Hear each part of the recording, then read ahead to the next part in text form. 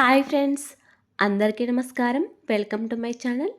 ఈరోజు మన ఛానల్లో మరొక కొత్త రెసిపీ వచ్చేసి జొన్న పిండితో మంచి రుచికరమైన సూప్ని ఎలా చేయాలో చూసేద్దాం.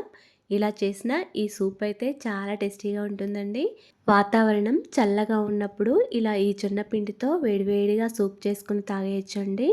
అంతేకాకుండా ఎవరికైనా జ్వరం వచ్చినప్పుడు నీరసంగా అనిపిస్తుంది కదా, అప్పుడు ఏది తినబుద్ధి కాకుండా ఉన్నప్పుడు ఇలా ఈ జొన్న పిండితో సూప్ చేసుకొని తాగేయచ్చు. అంతేకాకుండా బరువు తగ్గాలనుకునేవారు అనేక పోషకాలతో నిండిన ఇలా జొన్న పిండితో హెల్తీగా సూప్ చేసుకొని తాగేయచ్చండి. మరియు డయాబెటీస్ ఉన్నవారు కూడా ఇలా చాలా హెల్తీగా ఈ సూప్ చేసుకొని తాగేయచ్చండి. ఇలా మీరు ఒకసారి ట్రై చేసి చూడండి. అలాగే ఫ్రెండ్స్, వీడియోస్ని ఫస్ట్ టైం చూస్తున్నట్లయితే ప్లీజ్ మా ఛానల్ని సపోర్ట్ చేయండి మరియు హైప్ బటన్ని ప్రెస్ చేయండి. మరెంతో టేస్టీగా చాలా సింపుల్గా చేసుకునే ఈ జొన్న పిండితో సూప్ని ఇప్పుడు ఎలా చేయాలో చూసేద్దాం. ఈ సూప్ చేయడానికి ముందుగా స్టవ్ ఆన్ చేసుకుని ఒక చిన్న కడాయి లేదా ఫ్రై పాన్ పెట్టుకోవాలి. దీనిలోకి ఒక పావు టీ స్పూన్ వరకు నెయ్యిని వేసుకోవాలి.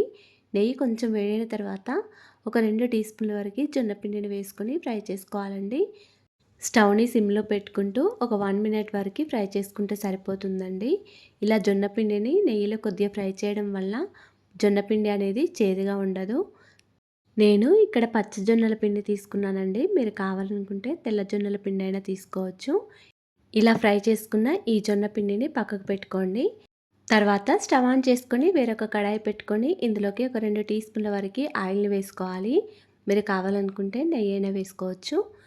ఆయిల్ అయినా నెయ్యి అయినా ఇలా కొద్దిగా వేసుకుంటేనే సరిపోతుందండి.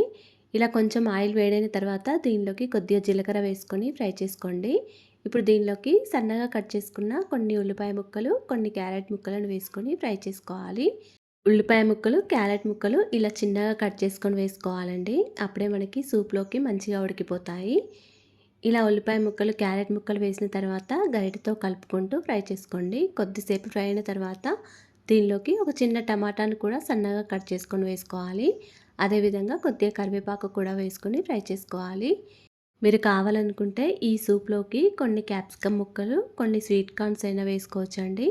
ఇలా ఉల్లిపాయ ముక్కలు, క్యారెట్ ముక్కలు కొద్దిగా ఫ్రై అయితే సరిపోతుందండి. ఇలా ఫ్రై చేసుకున్న తర్వాత దీనిలోకి కొద్దిగా అల్లం వెల్లుల్లి పేస్ట్ వేసుకోండి.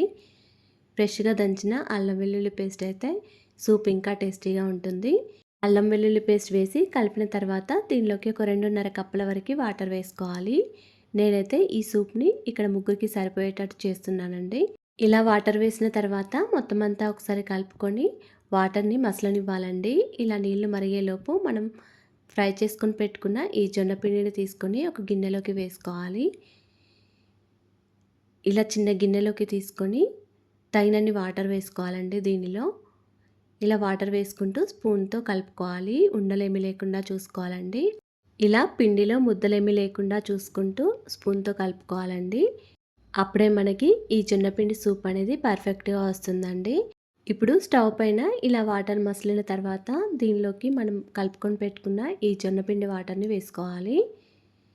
ఇలా మళ్ళీ ఒకసారి కలుపుకోవాలండి. వేసే ముందు పిండి అనేది అడుగు చేరిపోతుంది కాబట్టి మళ్ళీ ఒకసారి కలుపుకొని వేసుకోండి.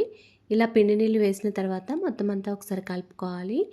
ఇప్పుడు దీనిలోకి కొద్దిగా సాల్టు, కొంచెం కొత్తిమీర, ఒక హాఫ్ టీ స్పూన్ వరకు మిరియాల పొడిని దంచి వేసుకోండి. ఫ్రెష్గా దంచిన మిరియాల పొడి అయితే ఈ సూప్ ఇంకా టేస్టీగా ఉంటుంది. ఇలా మిరియాల పొడి వేసిన తర్వాత మళ్ళీ మొత్తం అంతా ఒకసారి కలుపుకొని స్టవ్ని సిమ్లో పెట్టుకుంటూ ఇలా కొద్దిసేపు ఉంచుకోండి. జొన్న పిండి ఉడికే వరకు ఇలా కొద్దిసేపు అంటే ఒక 2 మినిట్స్ వరకు ఇలా కలుపుకుంటూ ఉండండి. మనకి అప్పుడు వెజిటేబుల్స్ కూడా ఉడికిపోతాయి. ఇప్పుడు ఒకసారి సాల్ట్ కరెక్ట్గా ఉందో లేదో ఒకసారి చెక్ చేసుకోండి. నాకైతే ఇక్కడ కొద్దిగా సాల్ట్ తక్కువగా అనిపించిందండి. అందుకే మరి కొంచెం సాల్ట్ వేసుకున్నాను. ఈ సూప్ అనేది మీకు ఇంకా పల్చగా కావాలనుకుంటే మరికొన్ని వాటర్ అయినా వేసుకోవచ్చండి. కొంచెం థిక్నెస్గా కావాలనుకుంటే కొద్దిసేపు స్టవ్ని మీడియం ఫ్లేమ్లో పెట్టుకొని ఉంచుకోండి. ఇప్పుడు దీనిలోకి చివరిగా కొద్దిగా నిమ్మరసం వేసుకోండి. ఇలా కొంచెం నిమ్మరసం వేయడం వల్ల మనకి ఈ సూప్ అనేది పుల్ల పుల్లగా చాలా టేస్టీగా ఉంటుందండి. ఇందులోకి మనం మిరియాల పొడి వేయడం వల్ల వేడివేడిగా ఈ సూప్ తాగుతుంటే గొంతుకు హాయిగా అనిపిస్తుందండి. తర్వాత ఇలా కొద్దిగా థిక్నెస్ వచ్చే వరకు స్టవ్ ఆఫ్ చేసుకోండి. అంతేనండి, ఎంతో టేస్టీగా సింపుల్గా చేసుకునే జొన్నపిండితో సూప్ రెడీ అయిపోయింది. ఇలా మీరు ఒకసారి ట్రై చేసి చూడండి. ఇలా చేసిన ఈ సూప్ అయితే చాలా టేస్టీగా ఉందండి. ఇలా మీరు ఒకసారి ట్రై చేసి చూడండి. బరువు తగ్గాలనుకునే వారైతే అనేక పోషకాలతో నిండిన ఈ సూప్ చేసుకొని తాగడం చాలా మంచిదండి. అలాగే ఫ్రెండ్స్, మా ఛానల్‌ని ఇంతవరకు సబ్స్క్రైబ్ చేసుకోకపోతే సబ్స్క్రైబ్ చేసుకోండి. వీడియో గనుక నచ్చినట్లయితే ఒక లైక్ చేయండి అండ్ షేర్ చేయండి. ప్లీజ్ మా ఛానల్‌ని సపోర్ట్ చేయండి. Thanks for watching.